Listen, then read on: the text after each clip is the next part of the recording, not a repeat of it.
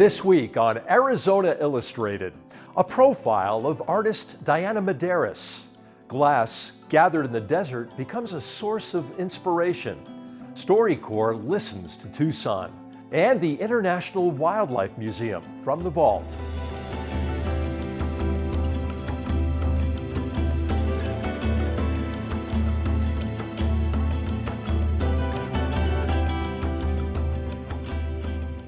Welcome to Arizona Illustrated. I'm Tom McNamara.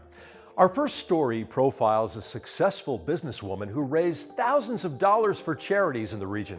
She had a long, successful first career in sports marketing and left it all behind to live her dream. It's also the next installment of our new occasional series exploring living as an artist in southern Arizona. Art, Life, Diana Madaras.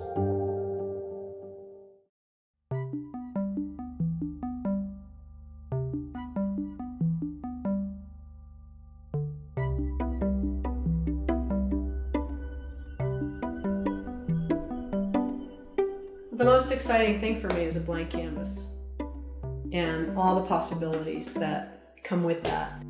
And time can go by and I'll have no idea how much time has gone by, which is the nice meditative part of it. But at the end of 8 hours of standing here at the easel, I am tired. I do not feel relaxed, but I feel very fulfilled.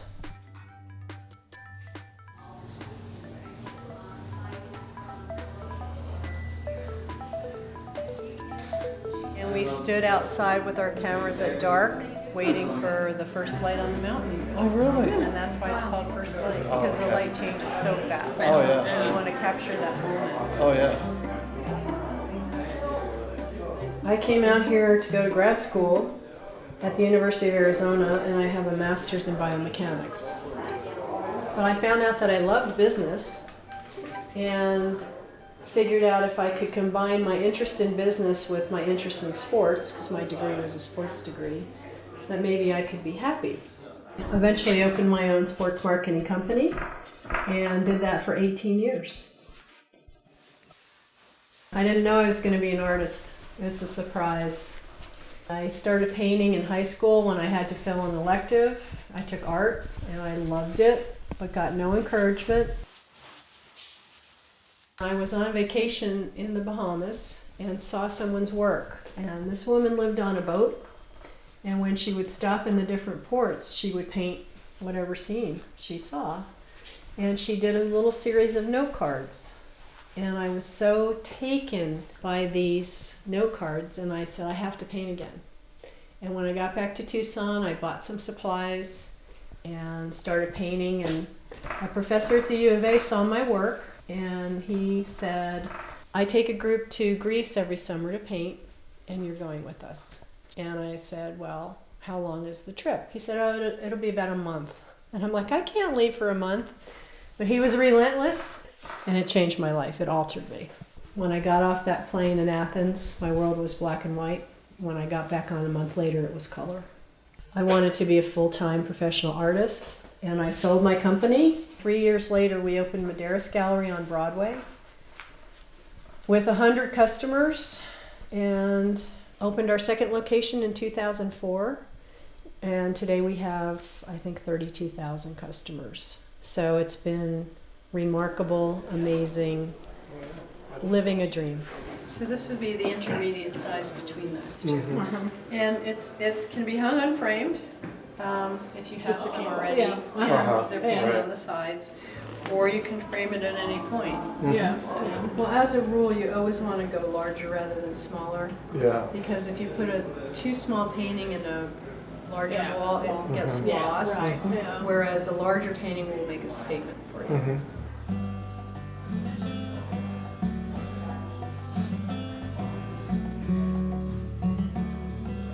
The most frequently heard comment when people walk into the gallery is that, oh, these paintings make me happy. And I think because I'm so happy painting that it translates. And also, I'm in love with color. I'm a colorist, and people are attracted to color.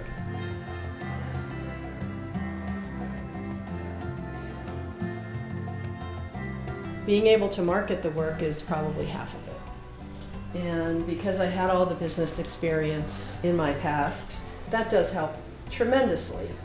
I don't think my career would be where it is if I had put my work in someone else's gallery and didn't do the marketing myself.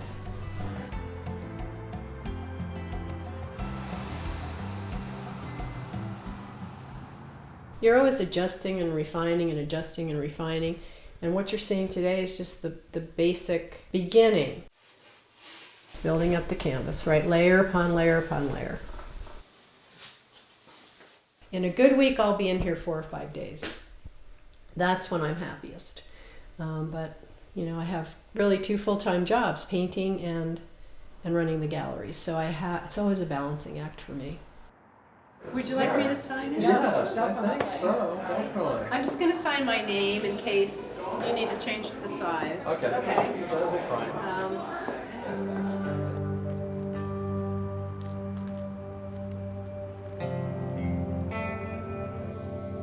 My dogs are like my kids.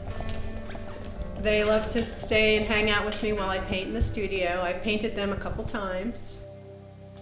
When I opened the gallery, it was part of my mission to benefit others through the art, not just have a retail store.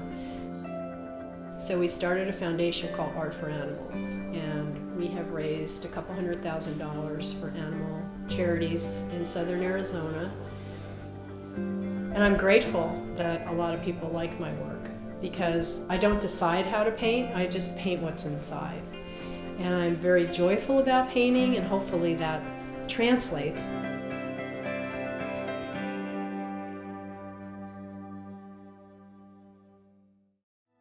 In the Tohono O'odham Nation, 2 men are turning recycling into an act of redemption.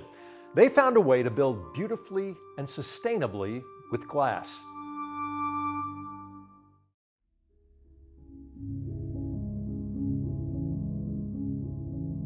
Sells, Arizona is only 60 miles from Tucson, but it's part of a different world.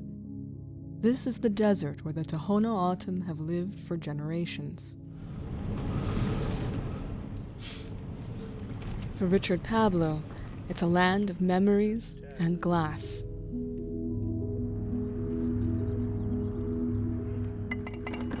When I was growing up, a lot of people used to go out to the dances and they get beer, and it just seemed like fun.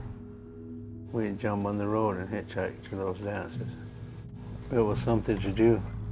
It didn't seem really that bad. Richard thinks as he gathers glass. The desert holds thousands of bottles, left behind over decades as drinkers finished their alcohol and moved on. Some things we take in and we think that they're cool to do or all right, or they give us a good feeling. And pretty soon, before you know it, it's ingrained in us. And the next thing you know, it takes over us. And a lot of people may have had dreams, hopes of doing things, and maybe it really crushed them. When you have groups of people that have experienced cumulative trauma, that this trauma then is transmitted from generation to generation if left unresolved. Edward Grijalva, a counselor and tribal liaison with Pasquayaki and Tohono O'odham roots, says that cumulative or historical trauma grew from the violence, displacement, and forced assimilation Native American communities endured. Now it lives on, he says, in cycles of abuse and addiction. It's a soothing mechanism where people are looking for some sort of relief, although people don't necessarily go to the liquor store and say, I'm experiencing trauma, so I'm buying a 6-pack. But if generations before them were doing the same thing, then they seem to think that it's okay. So I grew up with this alcoholism, some of the alcoholism at home. I didn't have a father. As I grew up, I didn't have really nobody. It turned really ugly after a while. After a while, it's almost dependent. You get dependent on it, and after a while, you're following for myself anyway, so I was lost in it. one day we're going to Phoenix. I was working for the district and we're going to Phoenix, and all of a sudden butterflies were flowing through my body and I didn't know what it was, and I had a stroke.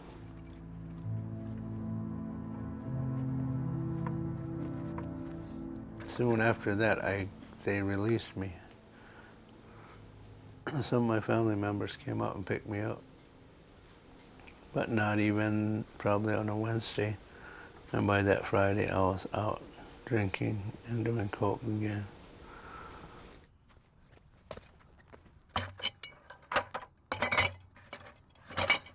Nobody could stop me. And I didn't want to die with everybody feeling that way.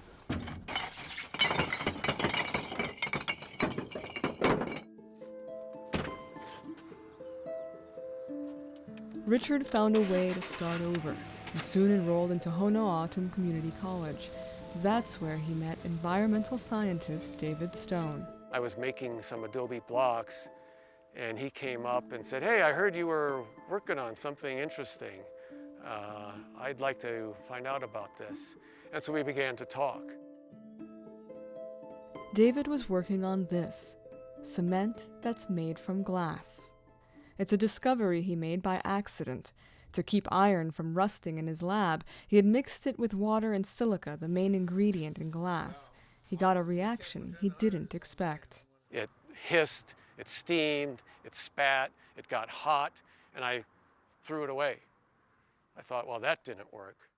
The next day when I came in, the maintenance guys had not taken the garbage away, and I looked in and I found that the chunks of this stuff had gotten very hard. David received funding from the Environmental Protection Agency to bring his project to cells. We actually thought we were going to have to go to Tucson or even the Phoenix and bring in glass from these outside cities just to demonstrate the process. And when Richard heard about this, he said, "Wait a minute, I'll show you glass."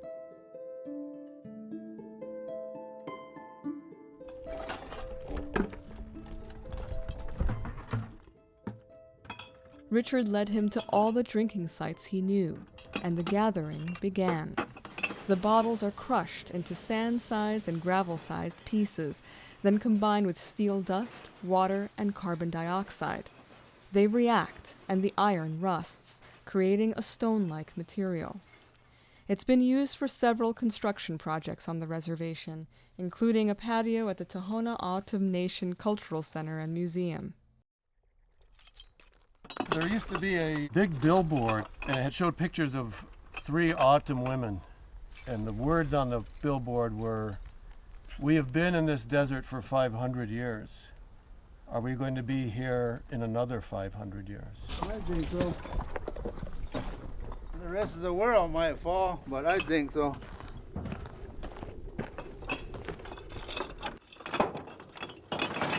Four years after their friendship began, David and Richard are hoping their project has a future. The EPA funding is now gone, but they have proposed that the Tohono O'odham Nation continue making the cement as a commercial venture, a chance to create jobs and help the O'odham build better lives. I had never heard the terms intergenerational trauma or historical grief. And when I did come out, I not only heard those terms, but I saw what they meant. Richard, very early on, told me, as we were driving away from a bottle collection site, he kind of looked at me and laughed in the way he does and says, "You know, David, you are interested in recycling broken glass. I'm interested in recycling broken dreams. That's what I'm doing here."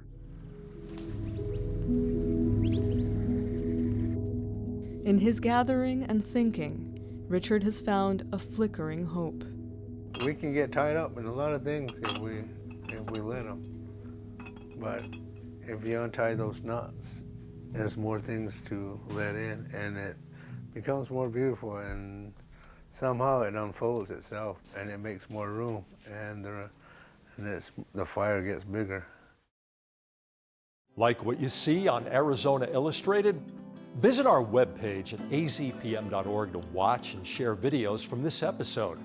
You'll also find stories from future programs, an easy way to submit your own story idea, an archive of past episodes of Arizona Illustrated, and you'll find everything you need to stay connected with public broadcasting in Southern Arizona. azpm.org.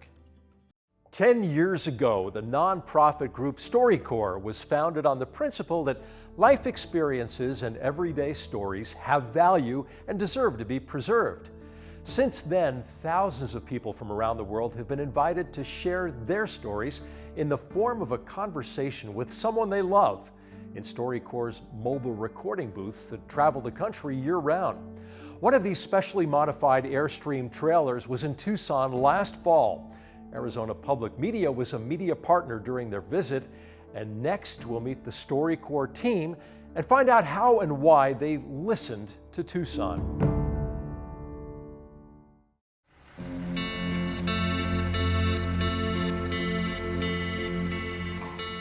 When was the last time you had a 40-minute conversation with someone that you care about, even if you see them every day?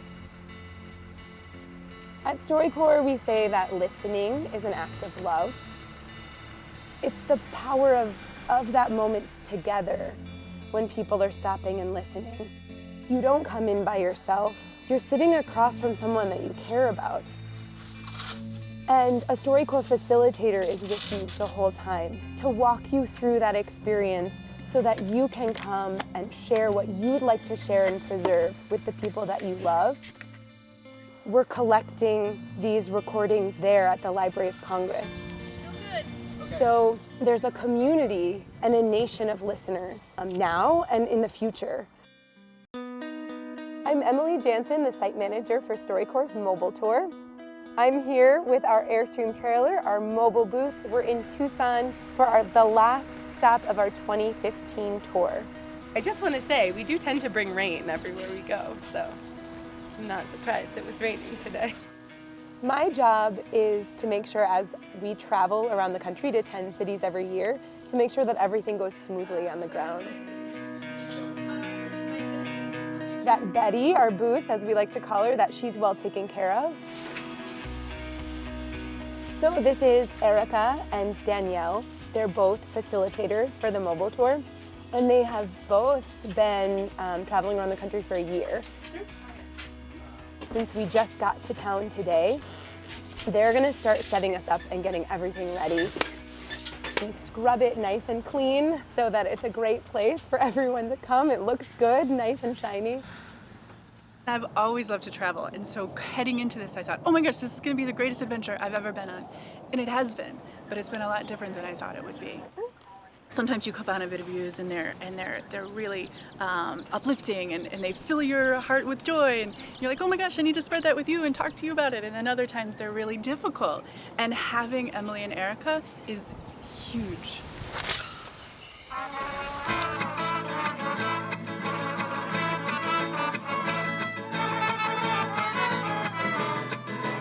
Opening day is incredibly exciting because here we are, we're launching our time in Tucson.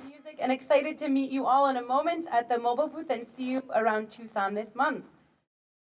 Not knowing what's going to walk through that door next is so exciting. I'm Gulshan Sethi. I came to this country in 1964. I'm Neelam Sethi. I've been in America for 45 years.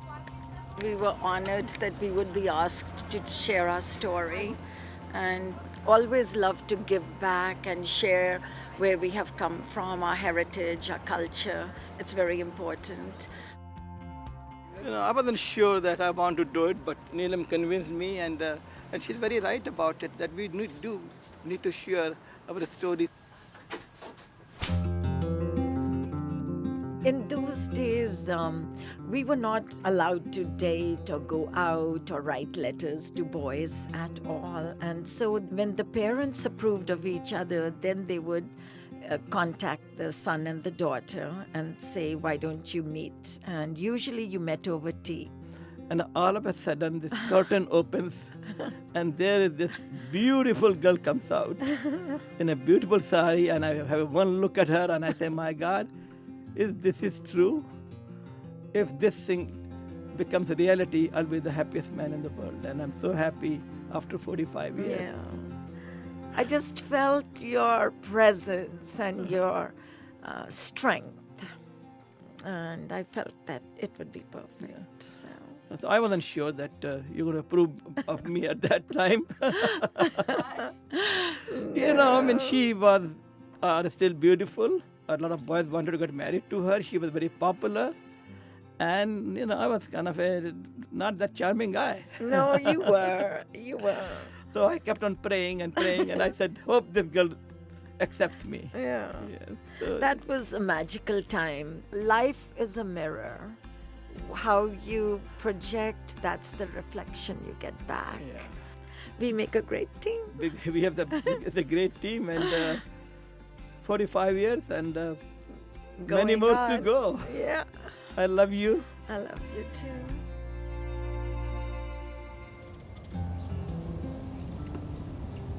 It was a beautiful experience sharing our story, to be able to express so many things that sometimes you take so much for granted, and it just made us focus back on our life together. It was a great experience, and to have the CD available for our children, grandchildren, it's awesome. It's awesome. It's really awesome. When people go in, they often have butterflies. They're a little bit nervous about talking together and being recorded. And when people come out on the other side, we see people, they kind of have a glow about them sometimes. They're relaxed. They've just, I think it's just because they've taken part in that talking and listening and being listened to. Listening to each other and recording what we have to say and preserving that, that's a way for us to tell each other that we matter. And there's a lot of ways in this world that we tell each other that we don't. It's a great way to honor each other. Local StoryCorps stories are being featured each week on the radio show Arizona Spotlight, broadcast each Friday at 8:30 a.m. on NPR 89.1. You can also find the story archive at azpm.org. In the late 1980s, Safari Club International, a group whose mission features two areas of focus, protecting hunters' rights and promoting wildlife conservation, was behind the building of a museum in West Tucson, the International Wildlife Museum. The museum was quickly embroiled in controversy due to its displays and its connection to Safari Club International, as you'll see in this installment of From the Vault. It's been 2 years since the International Wildlife Museum opened in controversy. Things have quieted down now. Perhaps they've quieted down too much for the museum's health. Attendance here dropped by more than half, from 150,000 visitors in 1988 to 65,000 last year. Compare that to the 600,000 people who drove by the Wildlife Museum on their way to the more popular Arizona Sonora Desert Museum on the other side of Gates Pass. Like any new business starting out, it takes time to get a reputation, a name, build up a clientele. The Desert Museum, of course, has live animals. The Wildlife Museum has dead ones, and that's been the rub all along. Animal rights activists branded this the Wild Death Museum and condemned it as a monument to wealthy hunters, especially C.J. McElroy, the Tucsonan behind the museum and its offices, which act as headquarters for Safari Club International.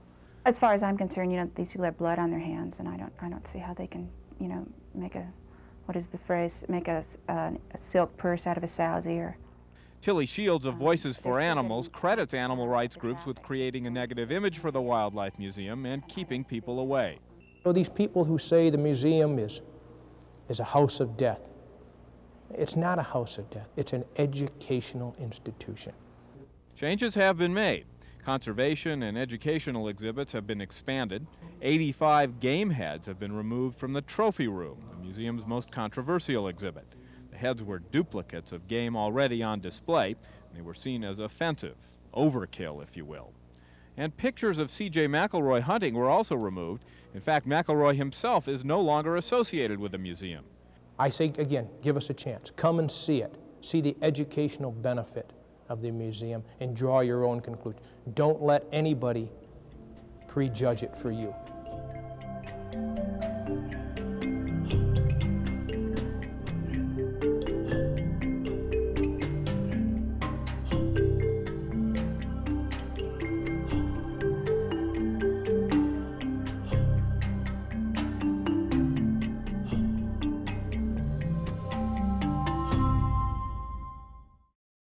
Thank you for joining us here on Arizona Illustrated.